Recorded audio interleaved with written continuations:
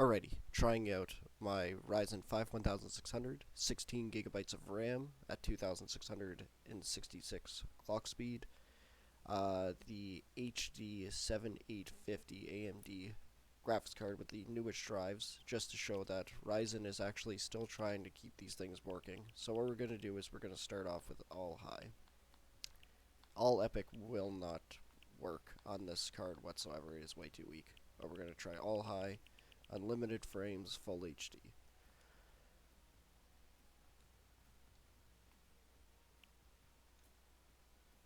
Okay, so keep in mind I am using the graphics card to record. Hold on, I got to restart MSI Afterburner.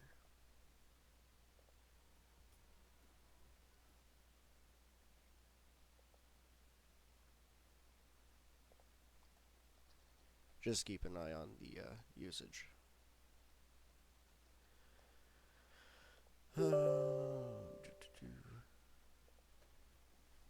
Alright, so let's try this.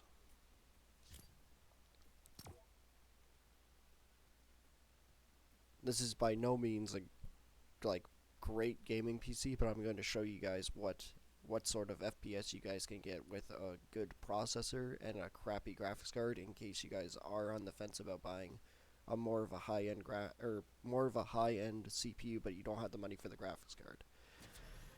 I will try this graphics card with my i5 9600K and just see what sort of FPS I get with that, because it should be substantially better than this not overclocked Ryzen.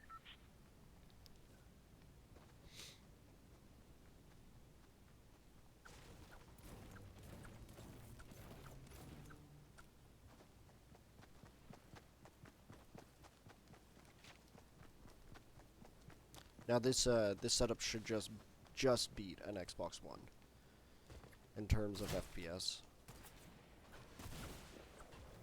because I believe Xbox One runs on all medium settings at 60 frames. So it'd be more like this.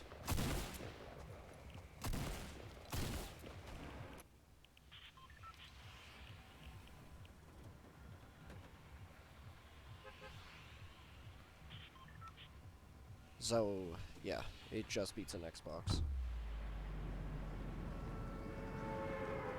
So high settings gets about 30 to 40 FPS.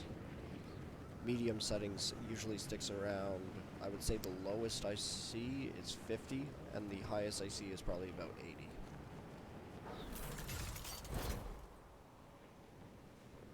Just try to land somewhere quiet.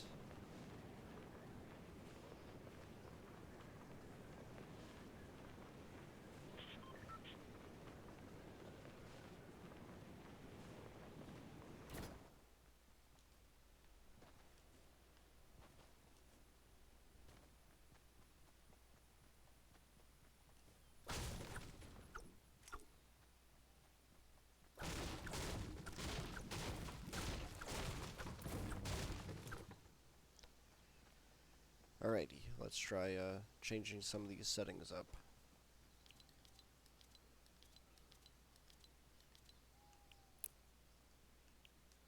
I am not used to using an Xbox controller. Let's do view distance epic, and the rest all low. Actually, epic and epic textures. See if we can hold a solid 60 FPS with this.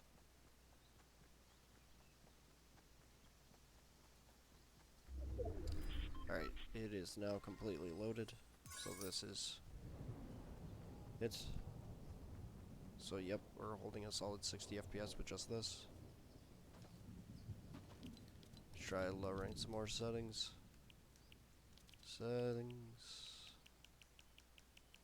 Get rid of the epic textures. And do competitive.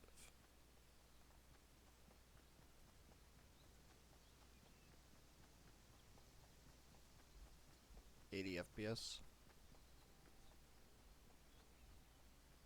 74, 76. Oh, why are you still running? And view distance, all low.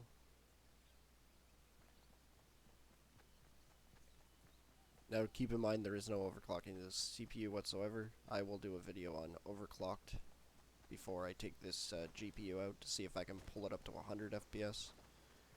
But for just being a very, very, very low budget PC, because the CPU is worth about $100, the graphics card's worth probably about 20 to 30, RAM's probably about 45 to 50. Motherboard is worth, I would say, 60 new. Hard drive is another $40. SSD is another 20. Power supply is 40. So I would say that it would probably be a very, very inexpensive PC if you just wanted to rock a bunch of games on 60 FPS on medium to low settings. This card's still holding up really well. I'm surprised Ryzen gives a hoot about it whatsoever.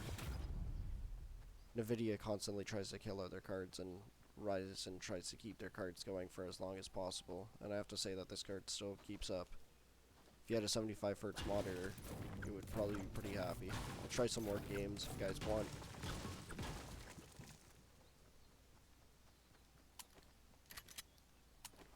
And that's pretty much the point.